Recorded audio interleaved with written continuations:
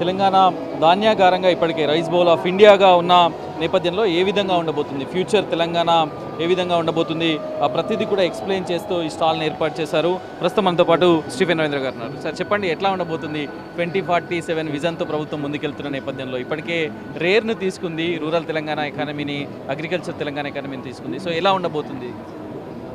Rural Telangana ఎకానమీని అయితే మనము దాన్ని డెవలప్ చేయాలంటే సివిల్ సప్లైస్ చాలా ఇంపార్టెంట్ రోల్ ఉన్నది ఇందులోని.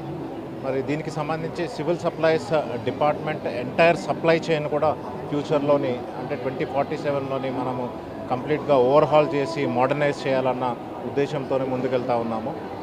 ఈ సంవత్సరం మనము 80 lakh మెట్రిక్ టన్స్ ప్యాడీ వరకు మనం ప్రొక్యూర్ చేస్తూ ఉన్నాము.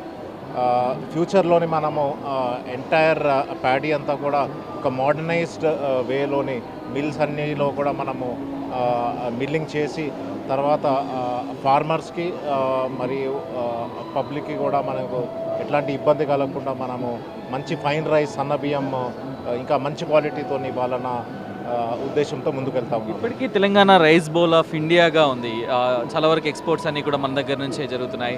సో ఇప్పుడు విజన్ డాక్యుమెంట్లో 2047 విజన్కి ఏ విధమైన డెవలప్మెంట్స్ అవసరం ఉన్నాయి, ఏ విధమైన విజన్ అవసరం ఉంది సివిల్ సప్లైస్ పరంగా కానీ మన ఎక్స్పోర్ట్స్ పరంగా? సివిల్ సప్లైస్ పరంగా అయితే మన ఫ్యూచర్లో ఒక ఎక్స్క్లూజివ్ ట్రేడింగ్ వింగ్ అన్నది ఏర్పాటు చేసుకుంటున్నామండి. ఇందులోని డొమెస్టిక్ మార్కెట్ ఇంకా మనకి ఎక్స్పోర్ట్ కూడా చేయాలనే ఉద్దేశంతో మనము ముందుకెళ్తా ఉన్నాము. అంటే ఎక్స్పోర్ట్ ఎక్కువ మనం చూస్తే ఆఫ్రికాకి, మనకి మిడిల్ ఈస్ట్కి, మళ్ళీ సౌత్ ఈస్ట్ ఏషియన్ కంట్రీస్లో కూడా తెలంగాణ రైస్కి మంచి డిమాండ్ ఉన్నది. సో రానున్న రోజుల్లో ఒక ట్రేడింగ్ వింగ్ అన్నది మనం ముందు ఏర్పాటు చేసుకొని ఎక్స్పోర్ట్ ఓరియంటెడ్గానే మనము ముందుకు వెళ్తే డెఫినెట్గా మనకి ఇంకా మంచి రెవెన్యూ వస్తుందని ఆలోచిస్తాం. తెలంగాణకు పోర్ట్ డిసడ్వాంటేజ్ ఉన్న నేపథ్యంలోనే ప్రభుత్వం ఒక కొత్త ఆలోచన తీసుకొచ్చింది, డ్రై పోర్ట్ ఏర్పాటు. ఇది మన ఎక్స్పోర్ట్స్కి ఏ విధంగా ఉపయోగపడుతుంది, ఏ విధంగా ఉండబోతుంది? డెఫినెట్గా ఆ డ్రై పోర్ట్ వల్ల మనకి ఈ సౌత్ ఈస్ట్ ఏషియా అంటే ఫిలిప్పైన్స్ కావచ్చు, మనకి వియత్నాం కావచ్చు, థాయిలాండ్ కావచ్చు, ఇట్లాగా అక్కడికి మనము చాలా క్విక్గా మనము రైస్ ఎక్స్పోర్ట్ చేసే సౌకర్యం మనకి ఏర్పడుతుంది.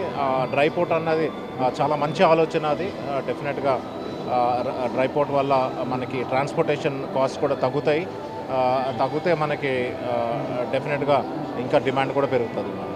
ఇది తెలంగాణకు సంబంధించి డ్రై పోర్ట్ రానున్న నేపథ్యంలో ఇంకా ఎక్స్పోర్ట్స్ పెరిగే అవకాశాలు ఉన్నాయి. తెలంగాణ ఇప్పటికే రైస్ బౌల్ ఆఫ్ ఇండియాగా ఉంది. రైస్ బౌల్ ఆఫ్ ద చాలా కంట్రీస్కి రైస్ బౌల్గా మారే అవకాశం కూడా ఉన్న నేపథ్యంలో డ్రై పోర్ట్ కానీ మిగతా ఎక్స్పోర్ట్స్ పాసిబిలిటీస్ కానీ తెలంగాణకు మరింత అడ్వాంటేజెస్గా మారనున్నాయని కమిషనర్ స్టీఫెన్ రవీంద్ర చెప్తున్నారు. కెమెరా పర్సన్ శ్రీనివాస్తో కలిసి ప్రభాకర్, TV9.